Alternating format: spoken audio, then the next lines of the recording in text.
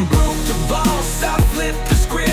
Super Trucker Podcast got me fully equipped. Left the noise behind, now I'm stacking green. Voyager Nation made me live the dream. All right, guys, June 25th, just around the corner, and we are doing this video to help you out how not to get caught with your pants down at the DOT scale with your English proficiency. Yep. So what this actually does, it's just kind of a refresher, and also it gives everybody an idea of what they're going to be looking for and asking. So once you know, it's a lot less intimidating and a lot less room for something to go wrong. And actually, it's not as bad as I originally thought, because before we issued some guidance how the test is going to kind of be done, I thought, man, there is a lot of room for miscommunication, because okay, maybe I'm not into Shakespeare, and now I'm gonna be asked those questions and that I don't know the answers to. So it was a little bit I wasn't at ease at all times, because I was thinking, what if everybody who sounds like me, right? We all seen this one individual that just he cannot understand what I'm saying. Probably somebody gonna comment right now under this video. What is he saying? What is this guy saying? So, do you want to meet a DOT officer who has a bad day and he also cannot comprehend what you're saying? Probably not, right? No. It's gonna turn. This is gonna spiral. So again, for the most part, good attitude and smile is a good start. I never had problems on the scales, personally. However, with law enforcement, when just one example, when we were reporting that trailer chassis stolen, and the first deputy that came out to check on the trailer, and I was trying to explain what happened. Yeah. And she was just cutting me off and pretty much just expressing how she doesn't understand what I'm saying, what do I mean, and stuff like that. And I think she even gave you an invite to jail if you wanted. Yes. She said she's ready to arrest me. So just to keep me safe, of course. but other than that, there is one guy somewhere out there that's gonna have a bad day, bad attitude, bad something. However, you being professional, smile on your face, and communicating to the best of your ability is gonna get you a long, long way. Yeah, I still think that's a big piece of this equation is your presentation and your demeanor. Guys, again and again, I always say the same thing. You have a lot more to lose than they do at that point. So you're in a shitty spot. Nobody wants to be there. But if you're stopped and they're doing this to you and you're there, your demeanor will influence a lot. How much give and take can happen at that point. So and this is where we come in with our little prep package.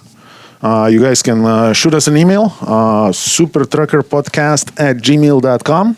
For sure. Just type in, send me that cheat sheet, I guess. It's not a cheat sheet. It's actually official information available online. I just kind of packed it up together so it kind of looks presentable, easy to understand. For now, we have it in English, Spanish, and sign language. It's sign language, no? Yeah. You guys show the crowd there. It's a sign language. There you go. But we're gonna show it to you, and it's actually gonna make you feel probably a hell of a lot better, because when I looked at it this morning, I'm like, oh, okay, because first there was no guidance. So I was like, how is that gonna go, right? But now, once we issued this guidance, it's pretty self-explanatory. The only thing, Christian pulled a short one on me real quick, when we came in to film this video, he pulled up a sign and he's like, what does this sign mean? And I'm like, well, merging. And I was wrong.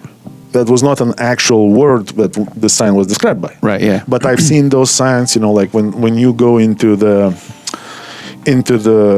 curve, or when you go into the exit ramp, or sometimes we place those same signs when the lane is ending. So you need to merge to another lane.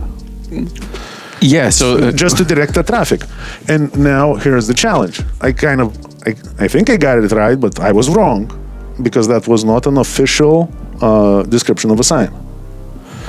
So I know what it means, but I kind of don't know what it means. So now you're going to have, in that package, you're going to get all the information that you need to actually refresh yourself on the signs and symbols of the road, and it's going to make it a hell of a lot easier for you to not to get caught in the situation that I got caught this morning. And then again, guys, remember, it's a great refresher. And again, the objective of what they're doing is to ensure that you are sufficiently communicating. So even if you kind of get the sign wrong, because it was one that you don't see common. No, you see it's very common. It just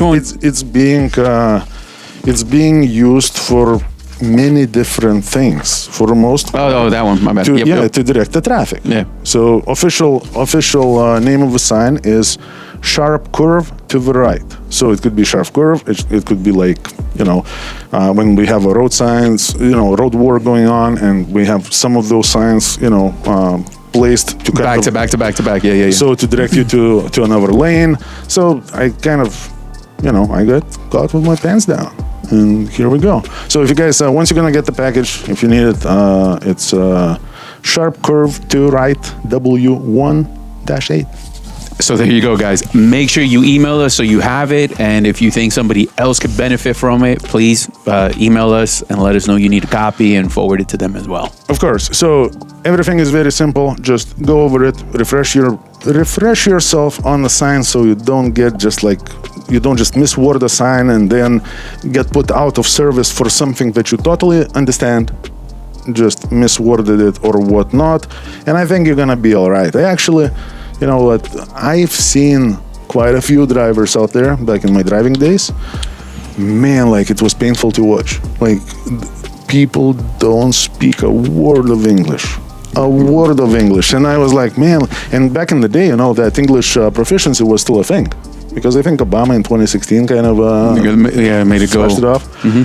But in 2016, I was already out of the truck. So, I never enjoyed this, no English. But I don't know. I just don't know if they had it to this magnitude. It was a thing, but was it? It's like a blitz week. How many times did you get tested for your proficiency? No, not once. Because again, just as I say, it always starts with you coming into the duty inspection with your best smile that you have, with your best attitude that you have. If you having a bad day, just fake a good day. Yeah, for sure. And you're gonna be in a good situation. Communicate.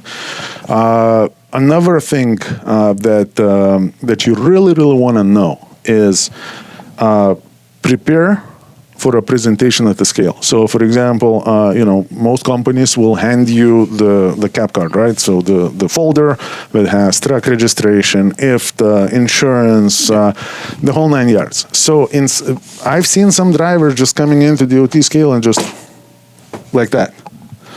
And I've seen some DOT officers I need IFTA. Yep. Now he wants you to actually show him the IFTA. And I've seen drivers that have no idea what IFTA looks like. We have no idea which piece of paper is registration. We have no idea which piece of paper is, vehicle annual inspection. So when you think about it, very, very simple, silly things. But you have to be aware of that. So grab your cap card, make sure you know what every piece of paper in that cap card means. Yep.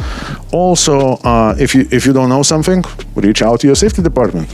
Talk to them. We're gonna get you through it. For sure, this is the time, especially if you took documents out and put them back in, and did they even go back to the right place? Now is the time for the safety team to audit that book for you, to make sure that everything is up to date, and it's going to alleviate a lot of the questions at that scale house. Yes, our guys, our safety department obviously is going to go over those things. Again, I've seen in my lifetime, I've seen long time ago, I had a driver that got violation for not having vehicle registration. You mean while it's in the... And man, like when the guy, I ended up sending it to him, and he was let go, obviously. However, when the guy came into the terminal, I met the guy and I'm like, bring me your cap card, let me see, because I'm sure you have it. So he brings me this much of paperwork, and man, like in that whole pile of paper, he had 4 vehicle registrations for that truck. 4 of them. All of them valid. All of them valid. It's a one document, 4 copies of that. So he had it, and he didn't have it. No, yeah, because we've also gotten popped for not having the instructions for the ELD. Yeah, and it's in your book. I'm sure it's in your guys' book as well. So, it happens all the time. Plus, just guys, keep that book clean, man. Like a lot of times I've seen DOT, you hand over this hot mess that no one gave it to you like that. And now it looks like. And I've seen it. And if you have an officer who is not having his best day, right? People business. People business, and now you're gonna get caught with your pants down. So don't do that. Just get very, very familiar with every piece of paper in your truck folder. It's going to make your life a hell of a lot easier. Use this refresher that we're gonna email you once you request it, just to kind of go over things and be up to date. And I'm pretty sure you are going to be good. Oh, absolutely. So, guys, take advantage of it. Please send us that email if you need this copy or somebody that may need it. Remember, it's supertruckerpodcast@gmail.com. All right, guys, be safe out there and go learn some English. Owner-operator partnership is very real. I got tons of guys who are making $4,000 take-home. Learn how you can do that by giving me a call at 863-342-5171. We are conveniently located in Lakeland, Florida. We are a Florida-based trucking company that is here to provide you resources to be successful. So once again, it's 863-342-5171.